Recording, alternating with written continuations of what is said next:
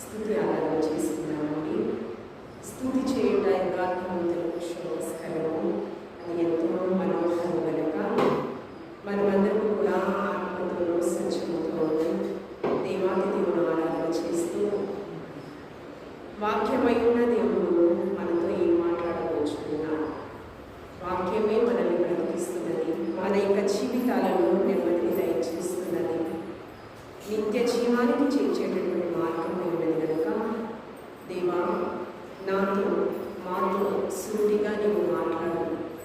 మాలో ఉన్నటువంటి లోటు మాటలను ఆయాసకరమైన క్రియలన్నీ కూడా విసర్జించేటటువంటి జ్ఞానము మనస్సు మా అందరికీ దయచేయడం ప్రభావాన్ని మనస్సులో ప్రార్థన చేద్దాం.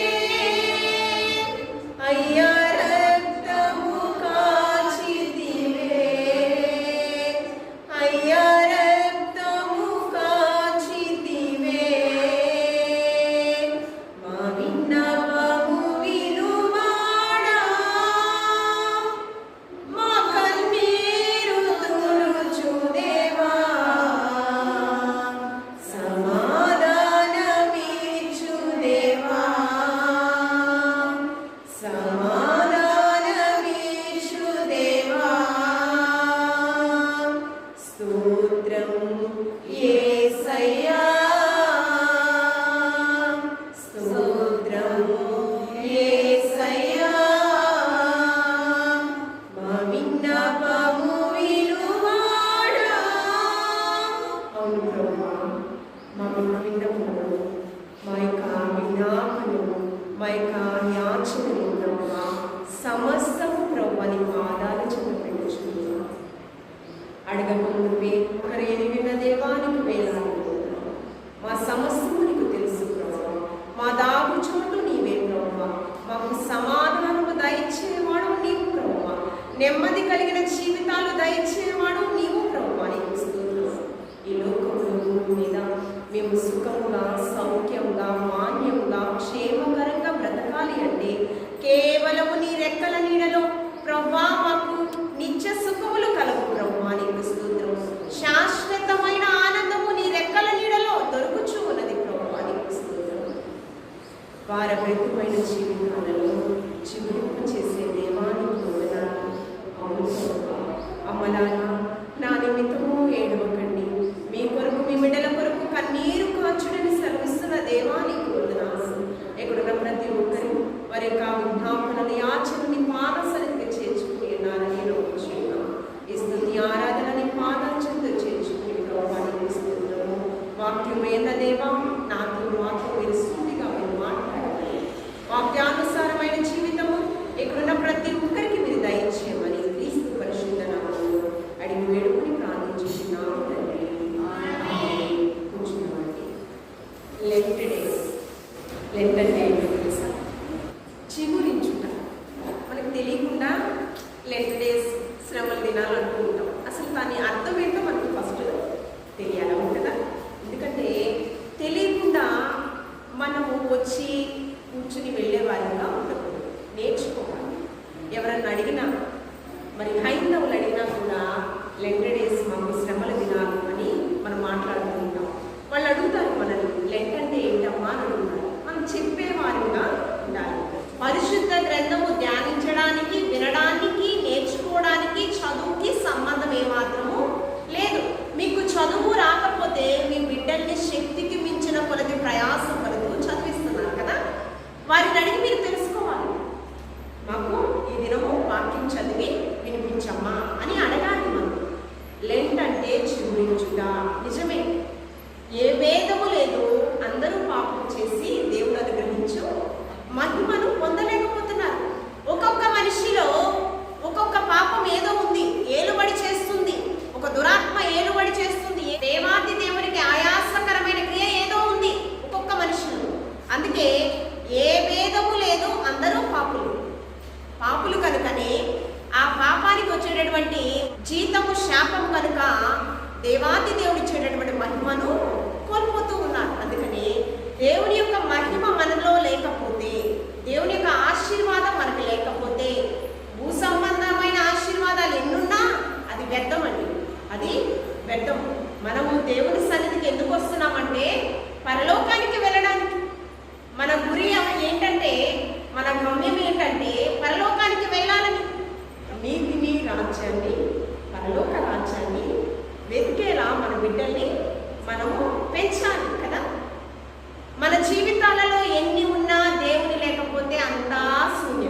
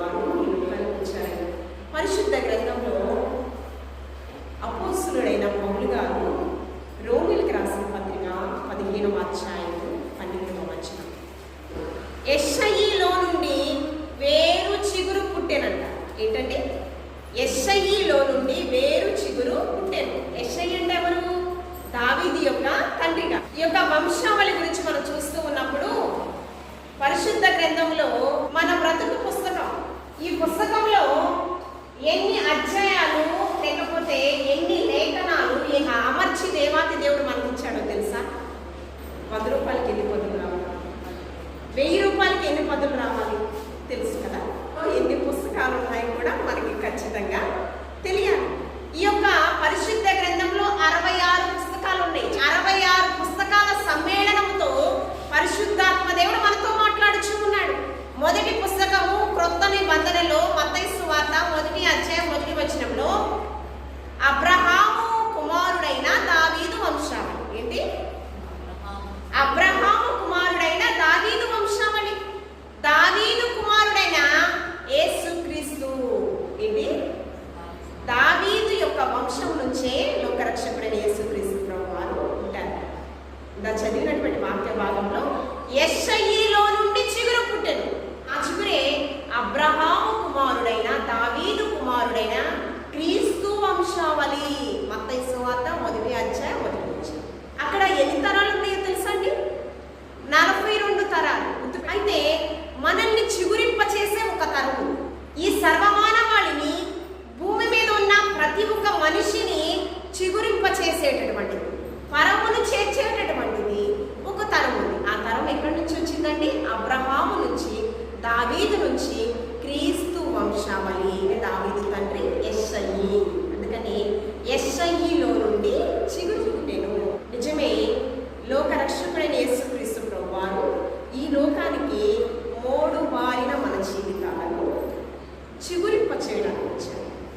జీవనోపాధి కొరకు వ్యవసాయము వృద్ధి చేస్తూ ఉన్నప్పుడు ఆ పంట చేతికి రాకుండా, స్వేచ్ఛము మనం అనుభవించకుండా పంటంతా మోడుబారిపోతే ఏమవుతుంది చెప్పండి? బాధ వస్తుందా? దుఃఖం వస్తుందా? రొమ్ము కొట్టుకుంటూ విలపిస్తామా లేదా? గగ్గోలు పెడుతూ ఏడుస్తామా లేదా? ఏంటి ప్రభువా, శక్తికి మించిన కొరకు ప్రయాసం ఫలితము రాలేదు కదా. కానీ కార్యసిద్ధి కలుగొచ్చేవాడు త్రియేక దేవుడండి, మనం కాదు. నారు పోసేవాడు నీరు పోయక మానునా అంటే ఆ నారు పోసేది, నీరు పోసేది మనమని మనం అనుకుంటున్నాం. పంచభూతములు ఆకాశము, గాలి, నీరు, భూమి, అగ్ని. చెప్పండి. పంచభూతాలు గాలి, నీరు, ఆకాశము, భూమి, అగ్ని. వర్షాలు పడవలసిన సమయంలో పడకుండా పంట కోసే టైంలో వర్షాలు పడితే ఏమవుతుంది చెప్పండి? పంట మొక్క మొలిసే టైంలో వర్షాలు పడితే ఏమొస్తుందో చెప్పండి? నష్టం కలుగుతుంది.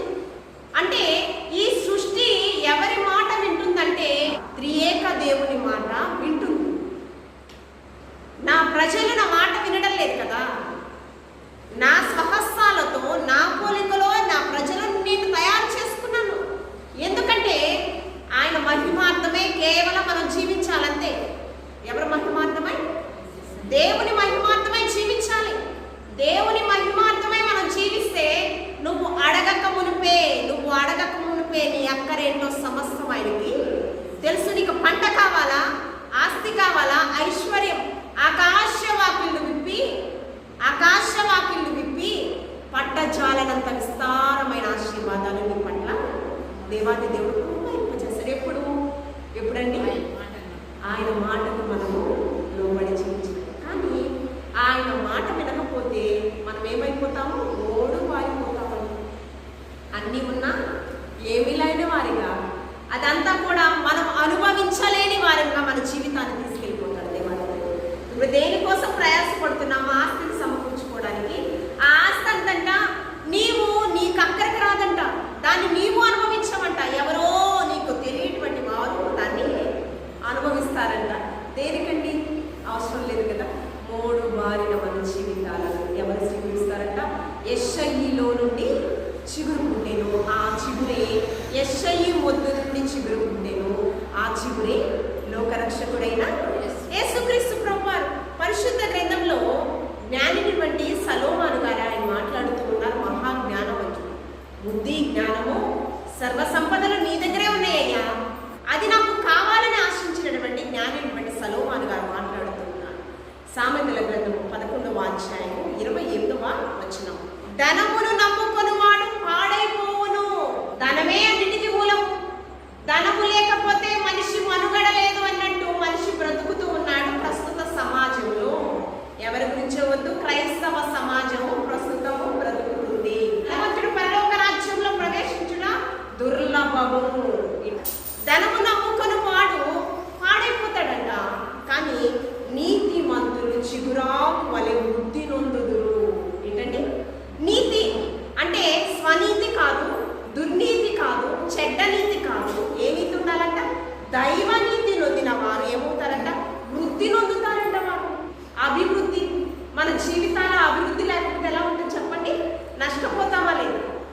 మీరు ఎన్నో అప్పులు చేసి వ్యవసాయం వేస్తారండి. దాంట్లో అభివృద్ధి రావడానికా లేకపోతే నష్టపడడానికి మీరు వ్యవసాయం వేస్తున్నారు? అభివృద్ధి రావాలి. అభివృద్ధి రాకపోతే ఏమవుతాం? మనము నష్టపోతాం. ధనం కోసం మనం ప్రయాసపడితే మనం ఏమైపోతాము? అందుకనే పరలోక ధనం కోసం మనం ప్రయాసపడాలి. దేనికోసము? పరలోక ధనం కోసం ప్రయాసపడాలి. పరిశుద్ధ గ్రంథంలో మనకు చిగురింప చేసే పరిస్థితి గురించి మనం ఆలోచన చేసినట్లయితే పరిశుద్ధ గ్రంథంలో హెచ్కేలు గ్రంథము 17వ అధ్యాయము 24వ వచనం, పచ్చని చెట్టు ఎండిపోనట్లును ఎండిన చెట్టు వికసించినట్లు చేయువాడాయను. ఏంటంటే పచ్చని చెట్టు, ఫలాన్నిచ్చే చెట్టు, పంటనిచ్చే చెట్టు ఎండిపోయే విధంగా చేసేటటువంటి వాడు ఆయన. పచ్చని చెట్లు ఎండిపోతాయంట, ఎండిన చెట్లను పచ్చనిగా చిగురింప చేసేవాడు ఆయన. మన ఫలం, మన పంట చిగురించాలి అంటే మనం ఏం చేస్తాము? ఎరువులు వేస్తాం. అవునా? నువ్వు ఎన్ని ఎరువులు వేసినా, ఎంత ధనాన్ని వెచ్చించినా, కానీ పంట చేతికి వచ్చే సమయంలో అది ఎండిపోయేలా చేసేస్తాడంట. ఎప్పుడు? నీవు దేవుని మాట వినకపోతా. అయ్యో ఎండిపోయిందండి, తెగులు పడింది, బెడద వచ్చింది, ఇంకా నేను ఫలము రాదు నా చేతికి, నిస్సహాయ స్థితిలో నువ్వు ఉంటావు కదా. ప్రభు పాదాల చెంతకు వెళ్ళి ప్రార్థన ఆలకించువాడ సర్వ శరీరులు నీ యొద్దకు వచ్చెదరు. మోకాళ్ళు వేసి నువ్వు ప్రార్థించు. ప్రభువా, నా పంట ఎండిపోయిందయ్యా, ఫలము రావడం లేదయ్యా. ఎండిపోయిన భూమినంట చిగురింప చేసేటటువంటిది, పచ్చగా చిగురించేదాన్ని ఎండిపోచేసేటటువంటి వాడు. కాబట్టి అన్నీ కూడా సమస్తము పురుగులేంటి, విషపు పురుగులేంటి, ఈ సృష్టిలో ఉన్న జలచర జీవరాశులు, సృష్టిలో ఉన్న సమస్తము ఆయన నోటి ద్వారా కలుగునుగా కంటే కలిగింది. కాబట్టి నువ్వు అడిగితే ఇవ్వడానికి ఆయన సిద్ధంగా ఉన్నాడు. తలుపు వేసుకుని రహస్యమందుని దేవాతి దేవుని ప్రార్థన చేస్తే దేవాతి దేవుని ప్రార్థన అలక్ష్యము చేయడు. పరిశుద్ధ గ్రంథంలో మనం చూస్తూ ఉన్నప్పుడు లూకాసు వార్త 13వ అధ్యాయము 8వ వచనంలో అక్కడ అంజూరపు చెట్టు ద్రాక్షావనం ఉంది. ఇక్కడ అంజూరపు చెట్టు కటి నాటెను ద్రాక్షావనమందు పూతారాదే పింజాలేదే పచ్చని ఆకులతో నిండే. అంజూరపు చెట్టు కటి నాటెను ద్రాక్షావనమందు. అంజూరపు చెట్టు అంట ఎక్కడుందండి? ద్రాక్ష తోటలో నాటబడిందంట. యజమానుడు వచ్చి చూస్తూ ఉన్నాడంట. పచ్చగా ఉందంట. ఎలా ఉంది? పచ్చగా ఉందంట. ఫలము లేవంట. పచ్చగా ఉండి ఫలం రాకపోతే నువ్వు ఆ పంటను ఉంచుతావా? ఇక్కడ భూమి ఎన్ని పంటలు? ఇప్పుడు 2వ పంటని మీరు ప్రార్థన చేశారు. రెండో పంట మాకు సేద్యము మేము అనుభవించేలా, మా కష్టార్జితం మేము అనుభవించేలా సహాయం చేయి ప్రభువా, కృప చూపండి ప్రభువా అని ప్రార్థన చేస్తున్నాం కదా. పచ్చగా ఉండి ఫలం రాకపోతే నువ్వేం చేస్తావు? ఆ పంటను తీసేస్తావు. నెక్స్ట్ ఇయర్కి ఫలం మంచిగా రాలేదు, నీకు నష్టం కలిగింది, అదే పంట వేస్తావా? మరొక పంట వేయడానికి ప్రయత్నిస్తావా? ధాన్యాలలో ఎన్ని రకాలు ఉన్నాయండి బ్రదర్? ఒడ్డు ధాన్యాలలో ఎన్ని రకాలు ఉన్నాయి? బీపీటీలు అంటారు, నెంబర్లు అంటారు, చాలా చాలా. నాకు కొద్దిగా మాత్రమే తెలుసు, మీకు బాగా తెలుసు. అంటే ఈ సంవత్సరం పంట సరిగ్గా రాలేదని ఇంకోటి మారుస్తాము, అంతేనా కాదు? అలాగే యజమానుడైన పరమతండ్రి అంట, యజమానుడైన పరమతండ్రి ద్రాక్ష తోటలో అంజూరపు చెట్టును నాటాడు. ఏపుగా పచ్చగా వచ్చిందండి, కానీ ఫలాలైతే రావడం లేదు. ఫలాలు రావట్లేదు. ఆ భూమి సారమంతా వ్యర్థమైపోతుంది. యజమానుడు వచ్చాడంట, చూశాడంట, ఫలములు రాని ఈ చెట్టుని ఏం చేసి నరికి వేయండి, మరొక పంటను వేయదము అని చెప్తూ ఉండి తోటమాలి అయిన క్రీస్తు, తోటమాలి యేసు అమితమైన ప్రేమతో, తోటమాలి యేసు అమితమైన ప్రేమతో అడిగెను గడువు కావసరము. ఏమని అడుగుతున్నాడంట? యేసయ్య ఒక సంవత్సరము గడువు. లూకాసు వార్త 13వ అధ్యాయం 8వ వచనం చూడండి. అయితే వాడు అన్నాడు, అయ్యా నేను దాని చుట్టూ త్రవ్వి ఏం చేస్తాను, దాని చుట్టూ నేను త్రవ్వి ఎరువు వేయుటకు ఈ సంవత్సరము గడువు నాకు ఇవ్వయ్యా. ఏమంటూ ఉన్నాడు, దాన్ని త్రవ్వంట ఏం చేస్తాడు, ఎరువు వేస్తాడు. త్రవ్వి ఆత్మీయ జీవితంలో లోతుగా ఉండాలని అనేక మంది మన కుటుంబ సభ్యులు అవ్వచ్చు, మనకు తెలిసిన వారు అవ్వచ్చు, మన గ్రామస్తులు అవ్వచ్చు, మన స్నేహితులు అవ్వచ్చు, నా అని మనం అనుకున్న వారు అవ్వచ్చు, మనం ఇంతగా నమ్మాం కదా ఇలా ఎలా చేశారని బాధపడుతూ ఉంటామా లేదా? వారిని నమ్మి వారి వల్ల మనం మోసపోతే బాధపడతామా లేదా? బాధపడతాం కదా. అలాగే యేసుక్రీస్తు ప్రభువారు నీవు మోసపోకూడదు. ఏం చేయకూడదు? మోసపోకుడి, దేవుడు వెక్కిరింపబడడు. వారు అలా చేస్తారు. మనుషులు స్వార్థప్రియులు, వెంకములాడు వారు, ధనాపేక్షపరులు. వారిని నమ్మితే మనకు నిస్సహాయ స్థితిలోనే మనం మిగిలిపోతాం. దేవుడు అంటే వాడినే యేసయ్యను, ఏ పాపం ఎరుగని యేసయ్యనే వారు మోసం చేశారు. నీవు నేనెంతండి చెప్పండి? మహాజ్ఞాని, అనంత జ్ఞాని నీకు, అల్పుడను నాకు సహవాసమా, మహిమాన్విత నీకు, మట్టినైన నాకు స్నేహమా. ఆయన ఎలాంటి వాడు? అనంత జ్ఞాని అంట. ఈ భూమి మీద ప్రతి ఒక్క మానవుని ఆయన పరిశీలించి వివేకము కలిగినటువంటి వారు ఎవరైనా ఉన్నారు అని ఆయన వీక్షిస్తూ ఉన్నాడంట. అనంత జ్ఞాని. నువ్వేం చేస్తున్నావు? మనిషిని నమ్ముతున్నావు, మనిషి మీద ఆధారపడుతున్నావు, నీకు తీరని నష్టము నీకు కలుగుతుంది. కాబట్టి నువ్వేం చేయాలంట? ఆ శ్రమలను నువ్వు జయించాలి అంటే ఆత్మీయ జీవితంలో లోతైన అనుభవం ఉండాలి. మనము ఒక హౌస్ కడుతున్నామండి, ఒక బిల్డింగ్ కట్టాము. పునాది లోతుగా తీస్తామా, పై పైన తీస్తామా? ఏమండి? ఆ పై పైన తీస్తే ఏమవుతుంది? వర్షంకి గాలికి కూలిపోతుంది. అది పూరి గుడిసి కావచ్చు, మిద్దె కావచ్చు, పెంకుటిల్లు కావచ్చు, మరి నివసింప చేయడానికి గృహం ఏదైనా కావచ్చు, రేకుల హౌస్ ఏదైనా కావచ్చు. అది ఎలా తీస్తాం? పునాది లోతుగా తీస్తాం. ఎందుకంటే గాలి వల్ల కావచ్చు, తుఫాను వల్ల కావచ్చు, ఆ యొక్క గృహము కూలిపోకుండా ఉండడానికి. అదే మన గృహ అంటే ఆత్మీయ గృహాలు. ఆత్మీయ గృహంలో ఎవరు ఉన్నారండి? మనం అందరం ఉన్నాం.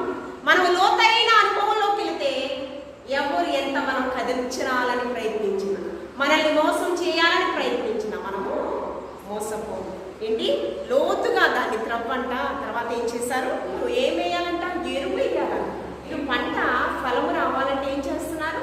యూరియా, పొటాషియము, వ్యవసాయం ఇంకేం వేస్తారు? ఇంకా చాలా ఎరువులు వేస్తారు కదా కదా. కానీ మనం ఆత్మీయ జీవితంలో ఫలించాలంటే ఒకే ఎరువు కావాలి. ఏ ఎరువు కావాలి? వాక్యం కావాలి. ఏమండి? త్రవ్వి ఎరువును వేయాలంట. ఏ ఎరువు వేయాలి? వాక్యమై ఉన్న దేవుడు. వాక్యము మనల్ని బ్రతికిస్తుంది, నిత్య జీవానికి చేర్చేటటువంటి మార్గమై ఉన్నది. అందుకే నేనే మార్గము, సత్యము, జీవము, నా ద్వారా తప్ప ఎవరు కూడా పరలోక రాజ్యానికి. బాగా త్రవ్వి ప్రతిదినము మనతో మాట్లాడచ్చు. మనము వినుటకు ఇందుకు గ్రహించలేని స్థితిలో కదా. దేవాది దేవుని యొక్క మాటలు నిర్లక్ష్యం చేసినట్లయితే దేవాది దేవుని యొక్క ఉగ్రత మన పట్ల వస్తుంది. ఎన్ని మార్లు గద్దింపుకు లోబడి నాడు మరి తిరుగు లేకుండా ఏమవుతాడంట? హఠాత్తుగా మరణిస్తాడంట. కాబట్టి వాక్యము సమయమందు అసమయమందు మనతో మాట్లాడుతుంది. ఒక సంవత్సరం గడువు అయ్యా అంటుంది.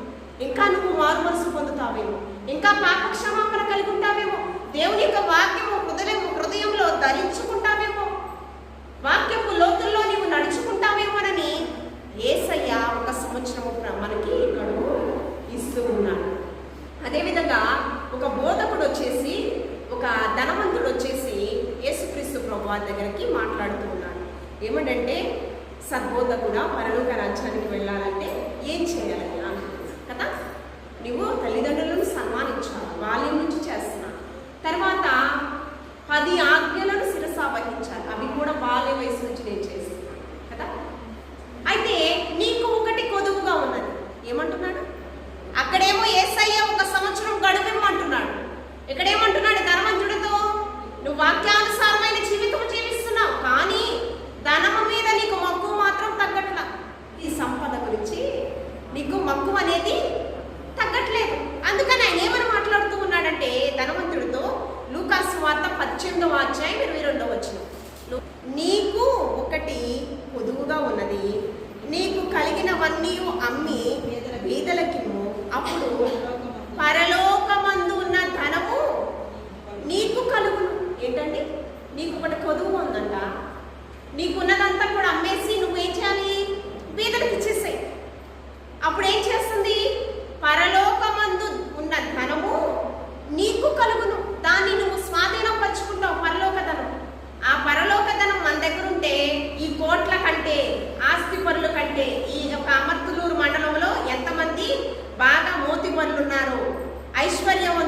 వారికంటే నువ్వు ధనవంతులు అయిపోతావు. అవన్నీ కూడా మీరు స్వతంత్రించుకుందురు గాక. ఆమె చెప్పండి, ఏ ధనం కోసం? పరలోక ధనం కోసం. నీకు ఒకటి కొదువు ఉందమ్మా, అదేంటో నువ్వే చూసుకో. నోటి మాట, లేకపోతే అబద్ధాలు ఆడడమా, లేకపోతే నరహత్య గుణమా, దొంగతనమా, ఏముంది మనలో తీర్పు తీర్చే లక్షణం? యేసయ్య ఇప్పుడు వస్తున్నాడండి, నీలో ఈ లక్షణం ఉంది, చెడ్డ లక్షణం. ఈ లక్షణం నువ్వు మార్చుకోవాలి, నువ్వు సరి చేసుకోవాలి. నీ పొరుగు వారిని ప్రేమించలేని లక్షణం ఉందా? క్షమించలేని లక్షణం ఉందా? ఏది నీకు ఒకటి కొదువుగా ఉంది? ఏది? అదేదో మనం విడిచిపెడితే ఖచ్చితంగా మనకేమిస్తాడంట? పరలోక ధనాన్ని మనకిస్తాడంట. దాన్ని మనము సమకూర్చుకోవాలి. పరిశుద్ధ గ్రంథంలో 100 గొర్రెలు ఉన్నాయి. ఉపమానం 100 గొర్రెలు ఉంటే ఆ యొక్క గొర్రెల కాపురం ఏం చేస్తున్నాడు? ఒకటి తప్పిపోయింది. మనకి తెలుసు 100 గొర్రెలలో ఒక గొర్రె తప్పిపోయిందండి. తప్పిపోతే ఆ 10 మంది గొర్రెలను విడిచిపెట్టి గొర్రెల కాపురం ఎక్కడికి వెళ్ళిపోతున్నాడు? దాన్ని వెతకడానికి వెళ్ళిపోతున్నాడు కదా. ఒక్క ఆత్మ నశించుటానికి ఇష్టం లేదండి. అగ్నిలో నుంచి లాగినట్టు కొన్ని ఆత్మలైన ప్రభు సన్నిధానం పోయి మనం నడిపించే ఒక సాధనాలుగా మారిపోవాలని దేవుడు ఆశపడుచుకున్నాడు. రక్తాపరాధులుగా మనం మిగిలిపోకూడదండి. దేనిగా? మీ కొరకైన నా శరీరము, మీ కొరకైన నా రక్తము, నేను వచ్చు పర్యంతం వరకు మీరు నా నిమిత్తము సాక్షులుగా ఉండాలంటూ ఉన్నాడు. మత్తయి సువార్త 18వ అధ్యాయము 14వ వచనం చదవండి. అలాగుననే ఈ చిన్నవారిలో ఒక్కడైనను నశించుట పరలోకమందున్న ఒక్కరైనా కూడా నశించుకోవడం పరలోకమందున్న తండ్రి చిత్తము. కాబట్టి మనము ఒక్కరమైన మార్పు చెందుతామేమోనని ఈ 2025 సంవత్సరంలో ఒక్కరైనా బాప్తిస్మం తీసుకుంటారేమో, ఒక్కరైనా క్రీస్తుని సొంత రక్షకునిగా అంగీకరిస్తారేమో. ఒక సంవత్సరం 2025 సంవత్సరం వచ్చింది. ఈ సంవత్సరంలో ఒక తీర్మానం మనం చేసుకోవాలి. నేను నా ఇంటి వారిని నీ దిశుని ఆరాధన చేస్తూ నిజ రక్షకుని సొంత రక్షకుడిగా మేము అంగీకరిస్తాము. బాప్తిస్మం లేకుండా, ఖచ్చితంగా పాపక్షమాపణ లేకుండా, మారు మనస్సు లేకుండా పరలోక రాజ్యాన్ని స్వతంత్రించుకోవడము అసంభవం. కాబట్టి ఆ యొక్క ప్రభు బలలో పాలిభాగస్తులు అవ్వాలి అంటే మనకు మారు మనస్సు కావాలి, పాపక్షమాపణ, మలిన వస్త్రాలను తీసి ప్రశస్త వస్త్రాలను దేవాది దేవుడు మనకి బహుకరించాలి అంటే ఖచ్చితంగా బాప్తిస్మం అనేది మనకి తప్పనిసరి. చూడండి, పరిశుద్ధ గ్రంథంలో ఈ దినం సంస్కారం కనుక కొరింథీయులకు రాసిన పత్రిక 11వ అధ్యాయము 24వ వచనం చదువుతామండి. దానిని విరిచి, ఇది మీ కొరకైన నా శరీరం. ఏంటి? మీ కొరకైన నా శరీరము, నన్ను జ్ఞాపకం చేసుకున్నట్టు, మీ కొరకైన నా రక్తము, నన్ను జ్ఞాపకము చేసుకున్నట్టకై దీనిని చేయు. జ్ఞాపకం అంటే యేసయ్య, యేసు రక్తమే చేయం అని తీసుకోవడం కాదు. జ్ఞాపకం అంటే అది తీసుకునే సమయం మొదటి దినం నువ్వు సిద్ధపాటు కలిగి రావాలి. మొదటి దినం నువ్వు సిద్ధపాటు కలిగి ఇక్కడికి రావాలి. జ్ఞాపకం చేసుకోవడం అంటే నా కొరకు చేసిన త్యాగం ఏంటి? యేసయ్య. ఆ త్యాగాన్ని మనము గుర్తు చేసుకుంటూ, నెమరు వేసుకుంటూ, గత వారంలో నేను ఏమైనా పాపాలు చేశానేమో, పాపాలు చేసి ఈ బలలో పాలిభాగస్తులైతే ఖచ్చితంగా వచ్చేటటువంటి శిక్ష ఏంటో మనం చూద్దాం. చూడండి 28వ వచనం. కాబట్టి ఎవడు అయోగ్యముగా ప్రభు యొక్క రొట్టెను తినెనో, లేక ఆయన పాత్రలోనిది అయోగ్యముగా ప్రభు యొక్క రొట్టెను తినెనో, పాత్రలోనిది త్రాగునో, వాడు ప్రభు యొక్క శరీరమును గూర్చియు, ప్రభు యొక్క శరీరమును గూర్చియు, ఆ రక్తమును గూర్చి అపరాధమును, అంటే రక్త అపరాధులు. కాబట్టి ప్రతి మనుష్యుడు తన్ను తాను కొద్ది సమయంలో, కొద్ది గడియలలో మీరు ప్రభురాత్రి భోజన సంస్కారం మీరు తీసుకోబోతున్నారు. మిమ్మల్ని మీరు పరీక్షించుకోండి, తనను తాను పరీక్షించుకొనవలెను. అలా ఆ రొట్టెను తిని ఆ పాత్రలోనిది త్రాగవలెను. ప్రభు శరీరం అని వివేచింపక తిని త్రాగువాడు తనకు శిక్షావిధి కలుగటకే తిని త్రాగుచున్నాడు. ఇందువలననే మీలో అనేకులు అది ఎందుకు తీసుకుంటున్నారో తెలియక తీసుకుంటున్నారు కదా. అందువల్ల మీరేమవుతున్నారంట? శిక్షకు పాత్రలు అవుతున్నారంట. అందువలనే ఆ కింద వచనం చదవండి. మీలో అనేకులు బలహీనులుగా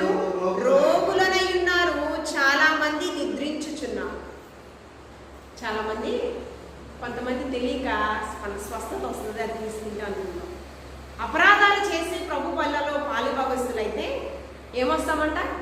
రోగములు వస్తాయంట, శిక్ష వస్తుందంట, మరణం కూడా వస్తుందంట. అంతేకాకుండా క్రీస్తు శరీరములో రక్తములో పాలుభాగస్తులు అవ్వకపోతే కూడా ఇంకా భయంకరమైన శిక్ష ఉంది. అదేంటి? నరకము ఉంది. ఆ ప్రభు వల్లలో పాలుభాగస్తులు అవ్వాలంటే ఏం చేయాలి? మారు మనస్సు ఉండాలి, మనస్సు మార్చుకోవాలి, నూతనంగా మార్చబడాలి, పాప క్షమాపణ కలిగి ఉండాలి. దేవుడి పాదాల చెంత నీ కుటుంబంలో, నీ గృహములో నీవు తలుపు వేసుకుని రహస్యంగా యేసయ్యకు మొరపెట్టు. ప్రభా, నేను ఈ తప్పులు చేశాను, గత వారంలో గత దినాలలో ఈ తప్పులు చేశాను, క్షమించు ప్రభా. నువ్వు మందిరంలో మొరపెట్టాల్సిన పని లేదు. వ్యక్తిగతంగా ఇంట్లో రేయి మొదలిచ్చాములే విలాప వాక్యములలో పరిశుద్ధాత్మ దేవుడు మాట్లాడుచున్నాడు. రేయి మొదలిచ్చామని నీళ్లు కుమ్మరించినట్లు కన్నీటితో దేవుని పాదాలు కడిగే స్థితిలో ప్రతి ఒక్క క్రైస్తవురాలు మారిపోవాలి. ఏంటంటే నీటితో ఇల్లు శుభ్రపరుస్తామా? అలాగే కన్నీటితో రేయి మొదలిచ్చామని నీళ్లు కుమ్మరించినట్లు దేవుని పాదాలు కడిగే స్థితిలో పాపాత్మురాలైన స్త్రీ అండి విలువైన అత్తరు తీసుకొచ్చి అత్తరు ఆయనకి రాసి తల వెంట్రుకలతో దాన్ని తుడుస్తూ శాస్త్రులు పరిశైలు అంటున్నారంట, ఇంత ఖరీదైన అత్తరును వృధా చేస్తుందే ఈమె. విస్తారమైన పాపాలు. ఆమె విస్తారంగా యేసయ్యను ప్రేమించిందంట, అమితంగా ప్రేమించిందంట, ఒప్పుకుంటుందంట పాదాల చెంత. ప్రభువా, నన్ను క్షమించండి, నా కనికరం కావాలని కోరుకుంటుందంట. అందుకే విస్తారమైన పాపాలంట క్షమించబడ్డాయి. కాబట్టి చిగురించుటకు, నిన్ను చిగురింపచేయటం, నిన్ను ఆశీర్వాద పదంలో నడిపించడానికి త్రియేక దేవుడు సిద్ధముగా ఉన్నాడు. కానీ ఆశీర్వాదాలు తోసిపుచ్చుకునేటటువంటి పరిస్థితుల్లో మనం ఉండడానికి వీలు లేదండి. కాబట్టి ఇకనైనా మార్పు చెంది మనం చిగురించే జీవితాలు నాకు దయచే ప్రభువా. గత దినాలలో మోడైన జీవితాలు, వ్యర్థమైన జీవితం, ఎవరికి ఉపయోగం లేనటువంటి జీవితం నా జీవితం, ఆత్మీయ జీవితం ఎవరికి లేదో వారు బ్రతికినా, ఆరోగ్యవంతులకున్నా, ఐశ్వర్యవంతులకున్నా, ఎంతున్నా కూడా వారి జీవితాలలో వృధా అండి. అది పరమును చేర్చేటటువంటిది కాదు. కాబట్టి ప్రభువా, నాకు మారు మనసు దయచేయి. నేను కూడా రక్షణను స్వీకరించాను, నేను సొంత రక్షకునిగా అంగీకరించాను. నా గురించి అనేక మంది సాక్ష్యం ఇవ్వాలి. నా గురించి సాక్ష్యమనగా కనిన వినిన సంగతులను తెలుపుటయే. గత సంవత్సరంలో నీ గురించి ఏం సాక్ష్యం చెప్పారో తెలియదు. ఈ నూతన సంవత్సరంలో నా గురించి ఒక మంచి సాక్ష్యం నా గ్రామంలో వారు నా గురించి చెప్పాలి అనుకోవాలి.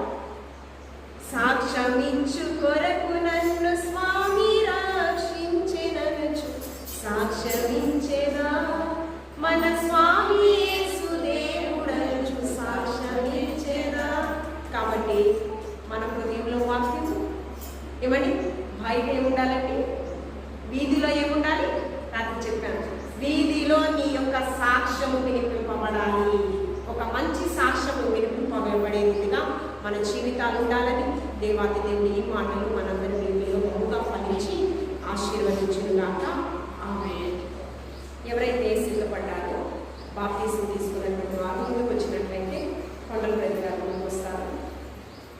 ఎవరైతే బాప్తీసం తీసుకున్నారో ప్రార్థనాపూర్వకంగా ఇక్కడికి వచ్చి నిలబడినట్లయితే